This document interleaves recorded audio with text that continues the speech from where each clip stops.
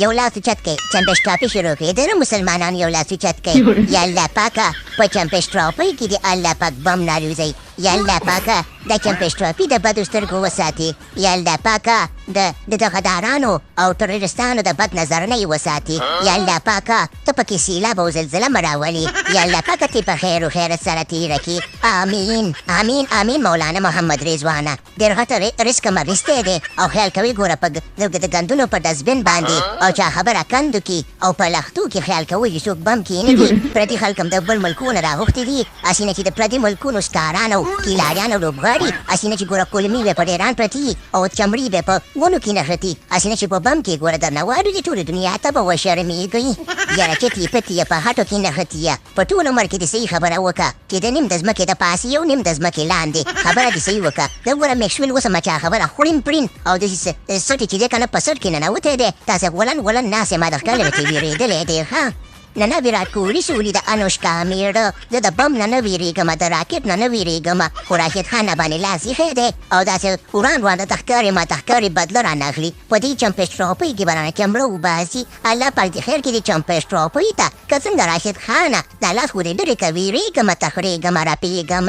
نه میکسویله سکسویله دا چمپش ټراپي نه ده دا جنګ جهاني ده دا د حساب ورځ ده د حساب موږ به تاسو ټولو سره حساب کوو تاسو خو د میچون نه انکار هم کوئ یو میچ څه وګټو توکلي د میچونه وګټل دنیا دعا درپسې وه په هغې میچ کې ورته چا خبره میچونه نه کوئ نو دا چې دی که نه موږ داسې موقع د الله پاک نه غواړو دا خو د حساب ورځ د حساب چمپش ټراپي نه ده که څنګه ویرات کوهلي سولي د انوشکا میړه یاره راشد خانه وخانه که نه تاسو خو ترې یو ځلې بدله اخیستې وه که نه په T20 ورلډ کپ کې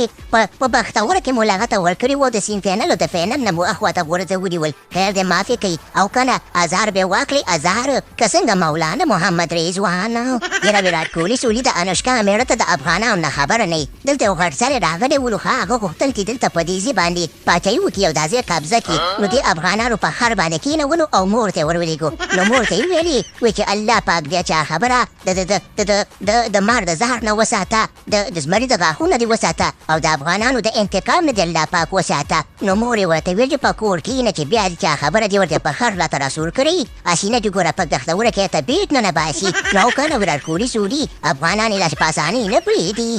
میکسویله سکسویله تا ته د افغانانو معلومات نه و د افغانانو سره دښمني کول خپل سر په تیږه باندې وهل دي ولې ته نه پوهېږې او میکسویله داسې ولن فرین پرین ناسي بس که راشد خانه به دومره د بس ته دومره د ویرونه منو نه ویرېږم او که نه د خیره سره په دې چمپش ټراپۍ کې به یې ویلي زه بیا زما د نیا دعا چلېږي او تا د چلو کې چې لوبغاړي ته چې پنځه کې شپږ کې چې مې بیا مس کې چې 200 ورځ پکې بیا وکړم صحیح ده یاره میکسویله سکسویله ته یې نه غواړې په کاشوغه کې غواړې چې تاله په کاشوغه کې خلک درکړي او په دې خوله کې درکړي رنځونه داسې مفته غواړي خو زه خیر دی د دې مولانا محمد رضوان باندې رحم وکړئ مننه ویرات کوهلي سولي خبره داسې ده که نه چې میکسویله سکسویله او راشد خانه د تره بچیه خبره داسې ده چې جنګ پکې مه کوئ او که نه چې ټولې دنیا ته مونږ پاتې راولئ یا هم ملک په قرضونو کې ډوب دی او بل عمران خان هم په جیل کې بند دی او تاسو پکې دې جنګونه وکړئ نو چا خبره ګډوډۍ جوړ نه کړئ ستاسو مینهوال خو خلک په چوکۍ ګانو باندې ولیکنئ